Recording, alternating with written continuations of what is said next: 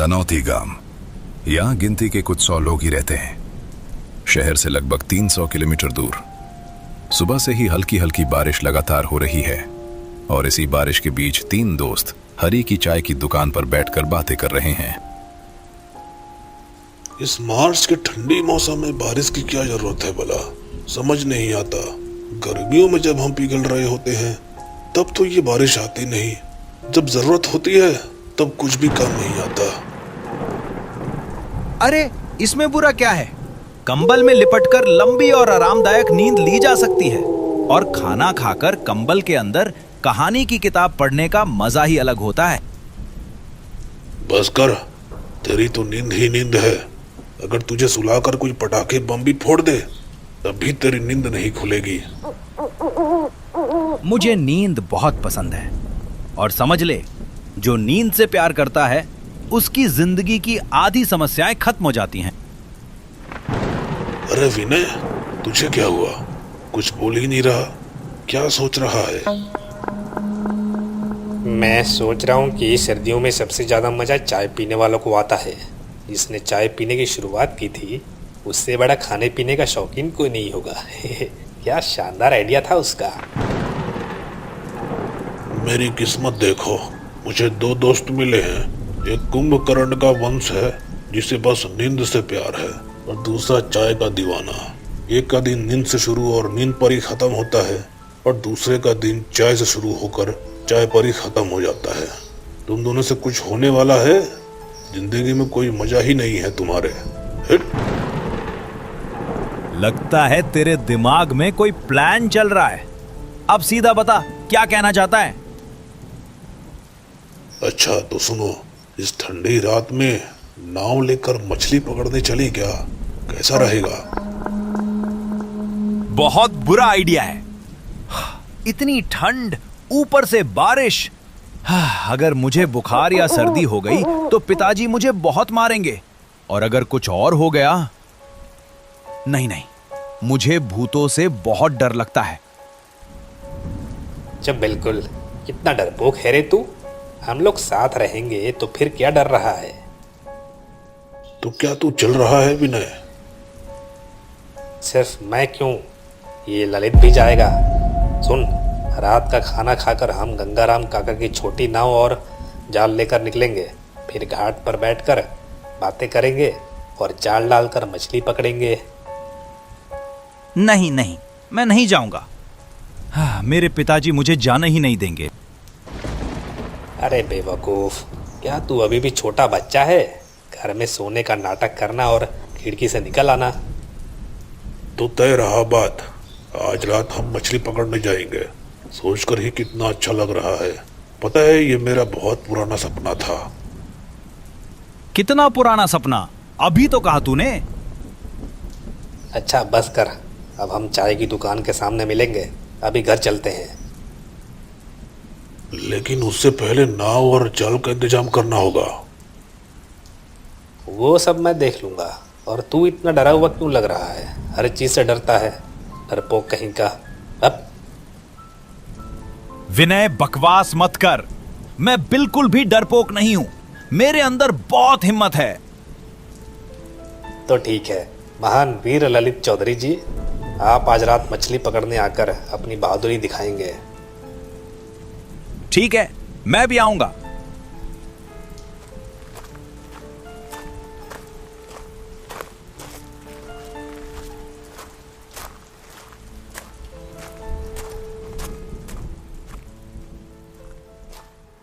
विनय गंगाराम मछुआरे के घर चला गया।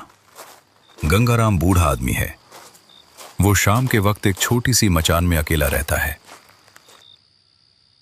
कौन है इतनी रात में? अरे छोटे बाबू, आप इतनी रात को मेरी इस छोटी सी झोपड़ी में कैसे?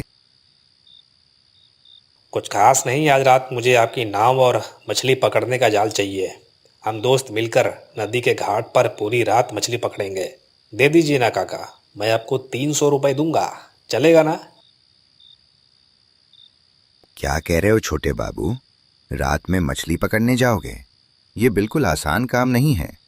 तुम लोग दिन में मेरे साथ चलो। नहीं, हम रात में ही जाएंगे और आज ही जाएंगे। मैंने दोस्तों से वादा किया है। काका मना मत कीजिए, कृपया मान जाइए ना। रात में शांत नदी बहुत बेचैन हो जाती है। रात गहरी हो जाती है और ऐसी चीजें भी दिखाई देती हैं जो बहुत भयानक होती है। उन्हें सहने की उम्र और ताकत तुम लोगों में नहीं है। आप बस ये बताइए कि दोगे या नहीं, मेरे दोस्त मेरा इंतजार कर रहे हैं। अरे गुस्सा क्यों हो रहे हो? मैंने कब मना किया?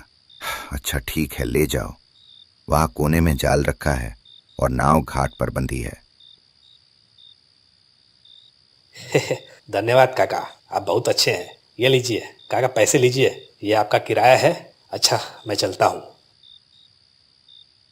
नहीं नहीं छोटे बाबू, पैसे की जरूरत नहीं है, लेकिन ये काला धागा अपने हाथ में बांध लो। इससे कोई भी खतरा तुम्हें छू नहीं पाएगा। ये काला धागा कैसे खतरे को रोकेगा? अच्छा ठीक है, ना मत डरिए। अपने दोस्तों को भी ये पहनाना। ठीक है काका, अब मैं चलता हूँ।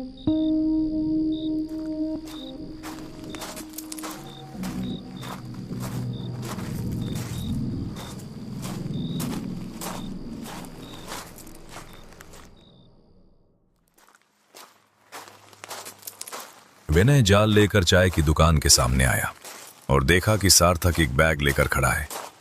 विनय को आते देख सार्थक बोला, अब आ रहा है तू?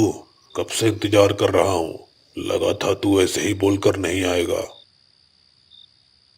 अरे सुन, विनय चौधरी अपनी बात का पक्का है, लेकिन तेरे हाथ में इतना बड़ा बैग क्यों है? अरे भाई, पूरी रात मेहनत से मछली पकड़ेंगे तो भूख भी लगेगी ना।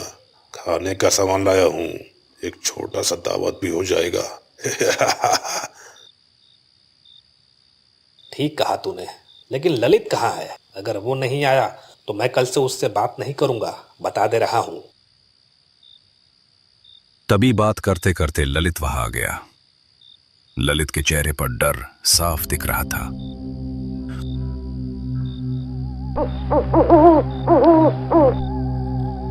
क्या हुआ रे? तू तो बहुत बहादुर बन रहा था, जल्दी आ। अरे विनय, तेरे हाथ में ये काला धागा क्या है? क्यों पहना है? गंगाराम काका ने दिया है, सुबह तक इसे हाथ में रखना होगा। मैंने उनसे वादा किया है, उन्होंने तुम लोगों के लिए भी दिया है। लोगे क्या? अगर इससे खतरा रुक जाता तो दुनिया में कोई मुसीबत ही नहीं होता। ये सब लोगों का अंधविश्वास है। जो भी हो मुझे भी दे दे विनय, मैं पहन लेता हूं। सार्थक पहन ले तू भी।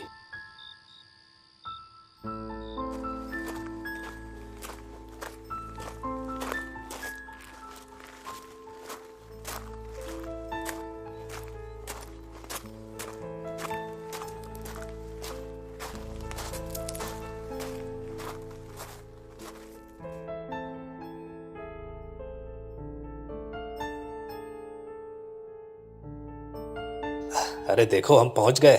देखो वो रही गंगाराम काका की नाव। चारों तरफ घना अंधेरा था। नदी के पानी की आवाज गूंज रही थी। पूरा माहौल बहुत शांत लग रहा था। हे भगवान, चारों तरफ बिल्कुल सुनसान है, कहीं कोई नहीं है। क्या हम तीनों ही नदी में रहेंगे? हाँ रहेंगे, इसमें डरने की क्या बात है। तूने काला धागा तो पहन रखा है।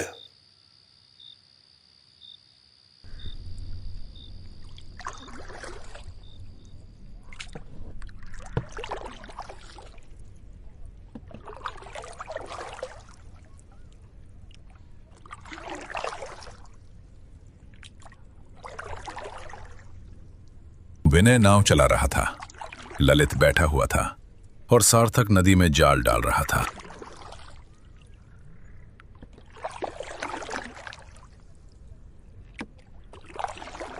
क्या हुआ रे, कोई मछली मिली क्या? लगता है यहाँ एक भी मछली नहीं है। 10-12 बार जाल डाल चुका हूँ, एक भी नहीं मिली है अभी तक। अब क्या करें हम? आगे थोड़ा बढ़ेंगे तो एक शमशान घाट है, क्या वहां जाकर देखें? नहीं, बिल्कुल नहीं। उस जगह के बारे में बहुत बातें सुनी हैं। वहां मत जाओ, प्लीज मत जाओ। मछली इतनी जरूरी भी नहीं है। आज रहने देते हैं, घर चलते हैं। अरे चुप कर, बाद में बोलेगा कि मुझे मछली पकड़ना नहीं आता। देख लेना, सबसे बड़ी मछली मैं ही पकड़ कर दिखाऊंगा। विनय, चल उसी चले हुए शमशान घाट की तरफ चलते हैं। मत जाओ, चलो घर वापस चलते हैं। अरे डर क्यों रहा है, हम लोग साथ हैं ना, चल कुछ नहीं होगा। वे तीनों शमशान घाट की तरफ बढ़ने लगे। उस जगह से जुड़ी बहुत सारी डरावनी कहानियां थीं, लेकिन उन्होंने अपने डर को नजरअंदाज किया और आगे बढ़ते गए। चारों तरफ सियारों की डरावनी आवाज गूंज रही थी। अंधेरा और सन्नाटा माहौल को और भी खौफनाक बना रहा था।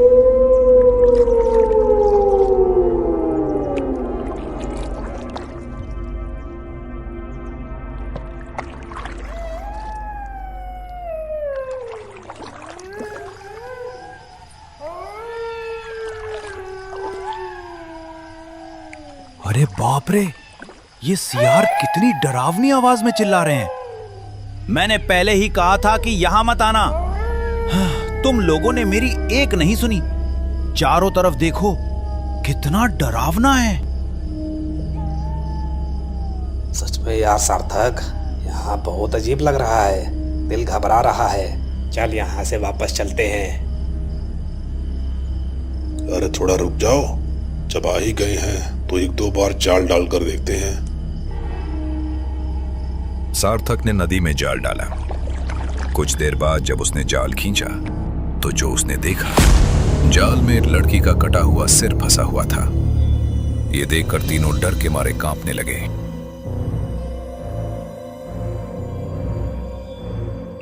ये क्या है, कितना डरावना है। फेंक दे, जल्दी फेंक दे इसे। यहां से भाग, जल्दी भाग।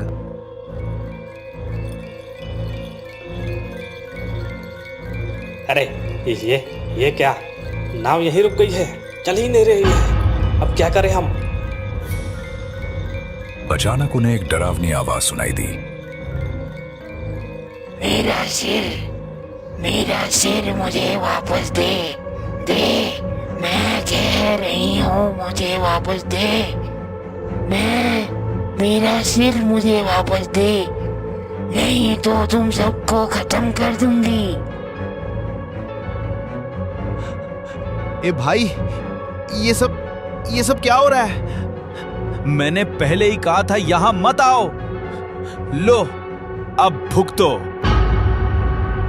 ये सब क्या हो रहा था, उन्हें कुछ खबर नहीं थी। उन्होंने डरते हुए ध्यान से देखा। नदी के किनारे एक लड़की खड़ी थी, सफेद साड़ी में। लेकिन सबसे डरावनी बात यह थी कि उस लड़की का सिर नहीं था। ये देखते ही तीनों ने तुरंत नदी में छलांग लगा दी और तैरकर पार जाने लगे। तभी फिर वही आवाज सुनाई दी।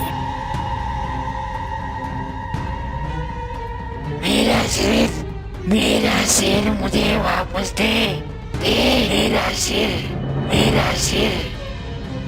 सिर मुझे वापस दे, मैं कह रही हूँ मुझे वापस दे।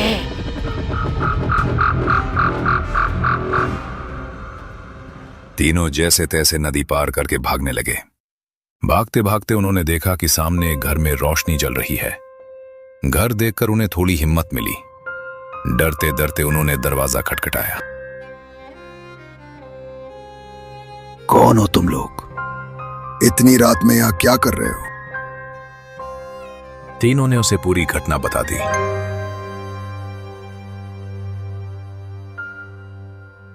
आओ, अंदर आओ।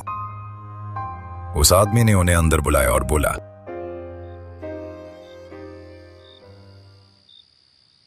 कुछ साल पहले की बात है। इस जले हुए शमशान के पास एक लड़की की लाश मिली थी। उसका गला कटा हुआ था। बहुत ढूंढने के बाद भी उसका सिर नहीं मिला। गांव वालों ने उसका अंतिम संस्कार कर दिया, लेकिन उसकी आत्मा आज भी भटक रही है। किस्मत अच्छी थी तुम्हारी जो तुम बचकर लौट आए। आगे से कभी ऐसी रात में बाहर मत निकलना। आज तो बच गए, लेकिन कल बचोगे इसकी कोई गारंटी नहीं है। तुम लोग यहीं आराम करो, सुबह चले जाना। लेकिन वो लड़की कौन थी? ये तो हमें नहीं पता बेटा, ये कोई ठीक से नहीं जानता। लेकिन गांव वाले कहते हैं कि पास के गांव से एक लड़की गायब हुई थी, जिसने एक लड़के से प्यार में अपने परिवार के खिलाफ जाकर शादी कर ली। लेकिन कुछ दिन बाद सुनने में आया कि उसी के घर वालों ने उसे मार कर फेंक दिया और उसका गला भी काट दिया, ताकि कोई उस लड़की की लाश को पहचान ना पाए।